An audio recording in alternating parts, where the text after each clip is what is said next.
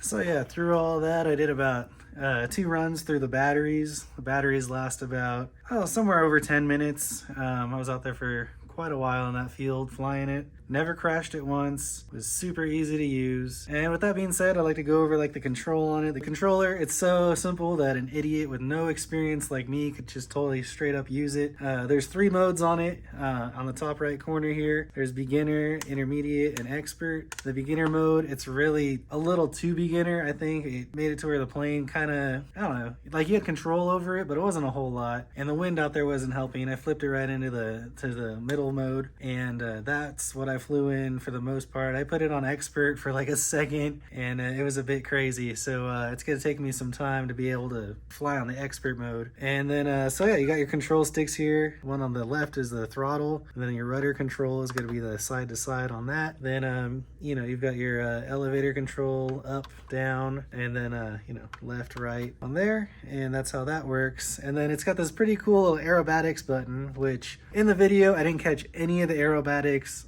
on the camera. Unfortunately, it's just I don't have enough hands to be able to fly this thing and film it at the same time. So I just kind of had it on a tripod, pointed in one spot where I could, luckily I had enough control to keep the plane in the frame for quite a bit of time while I was flying it, but wasn't smart enough to do any of the barrel rolls or flips in frame where the camera was pointing. I just wasn't thinking about it, so I'm sorry about that. But yeah, how the aerobatics button works, so you just push down the button, the controller beeps a couple times, and anytime in those beeps, if you hit left, it does like a barrel roll to the left, and then if you hit right, it does a barrel roll to the right. You pull down, it'll do a backflip. I didn't try pushing up to see if it did an outside the loop flip, as I believe it's called. I'm not sure if it's programmed for that or not, but we'll try it on a day where it's not windy out with a lot calmer conditions and see if it pulls off a little front flip outside the loop. But yeah, it's pretty cool, pretty sick plane. Worked perfect for me. I didn't crash it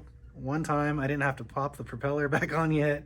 So I don't know how durable this plane is. I haven't smashed it into the ground. I was able to just land it on top of those little flower plants that you saw all over the field there. And it was no problem at all for the plane. It just kind of gently just bloop, like I just cut the power and let it basically just glide on in. I didn't even really have to keep the nose up too much in there. It just kind of came in level until it just lost lift and landed right on the flowers. So it was pretty cool, pretty simple. Definitely worth the $100 I spent on it, because I'm gonna be flying this thing quite a bit. It's pretty sick. As much as I can get away with my life of tattooing, and also I've got a surf channel that I run, and 2 kids, and a lady at home, and the complex busyness of life. Gotta handle all of that.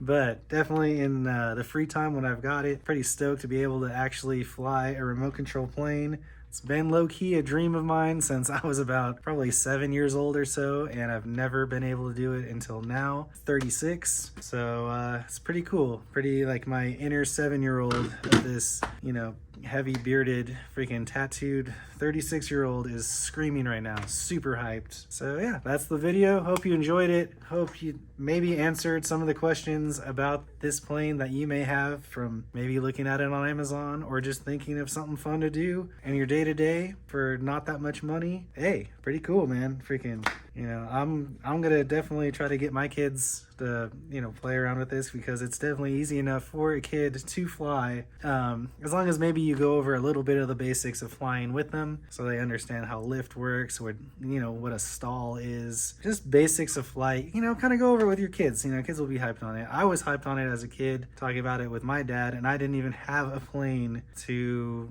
you know, demonstrate it with. These were just facts that I was excited to learn as a child. So yeah, we're gonna definitely have videos coming out of the kids trying it out. We'll see how it goes. Pretty psyched, super hyped on this stupid little Amazon purchase. Totally a rad deal. Till next time.